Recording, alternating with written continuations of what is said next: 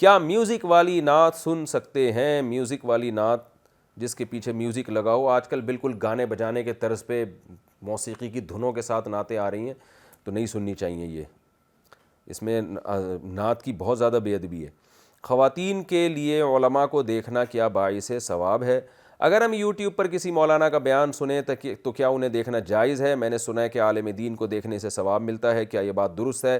فائزہ کراچی سے. دین کی نیت سے دیکھنے میں یقیناً ثواب ہے، مگر جوان مرد اگر ویڈیو بناتا ہے، کوئی جوان عالم ویڈیو بناتا ہے، تو ثواب کے بجائے فتنے کا اندیشہ اس میں زیادہ ہے. تو اگرچہ آپ کی نیت بالکل پاکیزہ ہے اور آپ نے اس کو بزرگ سمجھ کے دیکھ رہی ہیں، لیکن پھر بھی شریعت میں احتیاط یہی ہے، یغضوا من ابصارہم، جہاں ذرہ برابر بھی فتنے کا اندیشہ ہوگا تو عورت کو شریعت نے نظر جھکانے کا حکم دیا ہے.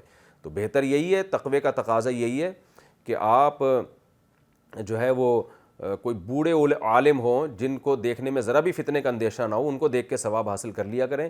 جوان آدمی کو دیکھنا یا کسی کی طرف ذرہ برابر بھی اٹریکشن ہو رہی ہے، اس کو نہ دیکھنا، یہ احتیاط کے زیادہ قریب ہے. ثواب کے اور دوسرے بہت سارے طریقے ہیں، وہ استعمال کر لینے چاہیے.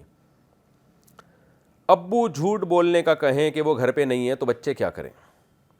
جب میرے ابو کو کسی کی کال آتی ہے تو وہ کہتے ہیں کہہ دو بیٹا ابو گھر پہ نہیں ہے. کیا اس صورت میں ہم جھوٹ بول سکتے ہیں یا ابو کو انکار کر دیں کہ ہم جھوٹ نہیں بول سکتے؟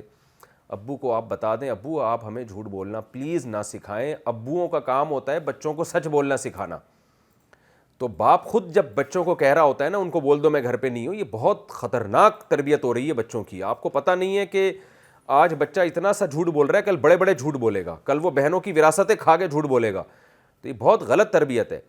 تو اس کا مسئلہ یہ ہے کہ اگر کوئی بہت شدید مجبوری ہو تو توریہ کیا جا سکتا ہے. توریہ کا مطلب یہ کہ ابا جو ہے کسی ایسی جگہ اس وقتی طور پہ چلے جائیں کہ بچے کو پتہ ہی نہ ہو، اور پھر ابا بچے کو کہتے ہیں کہ فون پہ کہہ دو کہ پتہ نہیں بھائی ابو ہیں کہاں پہ.